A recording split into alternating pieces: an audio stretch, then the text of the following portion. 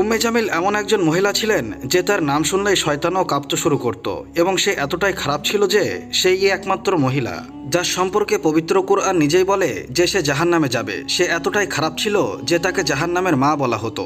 উম্মে জামিলের আসল নাম ছিল আরওয়া বিনতে হারব এবং তিনি ছিলেন আবু সুফিয়ানের বোন। তার বিবাহ হয়েছিল আবু লাহাবের সাথে, যিনি মক্কার সবচেয়ে ক্ষমতাশীল এবং ধনী ব্যক্তিদের একজন ছিলেন।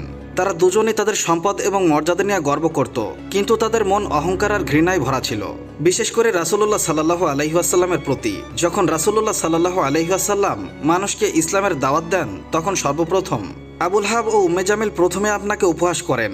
আবু লাহাব আপনাকে বদনাম করলেন আর উম্মে জামিল তার জিহ্বা দিয়ে এমন আগুন জ্বালালো যে মক্কাবাসীদের মধ্যে ইসলামের বিরুদ্ধে বিষ ছড়িয়ে পড়ল। প্রতিদিন সকালে মহিলাটি কাঁটা এবং লাঠি নিয়ে রাসূলুল্লাহ সাল্লাল্লাহু আলাইহি ওয়াসাল্লামের পথে ছুঁড়ে ফেলত, যাতে আপনার পায়ে ব্যথা লাগে। দিনের বেলায় সে বাজারে যেত এবং ইসলাম সম্পর্কে মিথ্যা প্রচার করত, এবং রাতে সে মানুষের মধ্যে অহংকার ও সন্দেহের সৃষ্টি করত।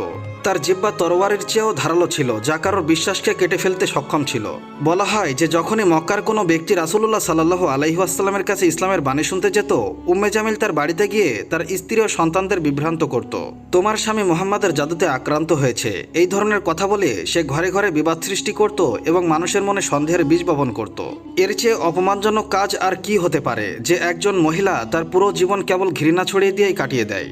যখন সূরা আল লাহাব নাজিল হয়েছিল এবং আল্লাহ তাআলা এর ফলাফল ঘোষণা করেছিলেন, তখন উম্মে জামিল একটি পাথর তুলে চিৎকার করতে করতে দৌড়ে বেরিয়ে গেল আর বলতে লাগলো, আমি মুহাম্মাদকে খুঁজছি, সে আমার এবং আমার স্বামী সম্পর্কে খারাপ কথা বলেছে। কিন্তু যখন সে মসজিদে হারামে পৌঁছেছিল, তখন রাসূলুল্লাহ সাল্লাল্লাহু আলাইহি ওয়াসাল্লাম সেখানে হযরত আবু বকর রাদিয়াল্লাহু তাআলা আনহুর সাথে বসেছিলেন। আল্লাহ তাআলা উম্মে জামিলের চোখের উপর পর্দা ফেলে দিলেন।